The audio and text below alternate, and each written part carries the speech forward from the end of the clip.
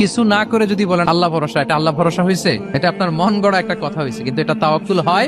আমাদের অনেকে অলসতা, অকর্মণ্যতা, অপারগতা, হীনমন্যতা এগুলার তাওয়াক্কুল বানায় ফেলেছে। হাত গুটায় বসে থাকবে, কাজ করবে না, অলস, আর বলে কি আল্লাহ ভরসা। রিজিকের মালিক আল্লাহ, কিছু করবে না আর বলে আল্লাহ ভরসা। প্রিয় ভাইরা, রাসূল সাল্লাল্লাহু আলাইহি ওয়াসাল্লাম তিনি অলসতা, অকর্মণ্যতা, হীনমন্যতা, কাপুরুষতা, ভীরুতা এগুলো থেকে আল্লাহর কাছে পানাহ চেয়েছেন। নিজের সাধ্যের সবটুকুন তিনি করেছেন, তারপরে আল্লাহ ভরসা করেছেন। এবং পাখিকে ইসলামে তাওয়াক্কুলের মডেল বানানো হয়েছে। রাসূল সাল্লাল্লাহু আলাইহি ওয়াসাল্লাম বলেন, লাউ আন্নাকুম তাতাওয়াক্কালুনা আলাল্লাহি হাক্কা তাওয়াক্কুলিহি লারাযাকাকুম কামা ইয়ারযুকু তুয়ুর তাগদু খিমাসান ওয়া তারুহু বিতানা।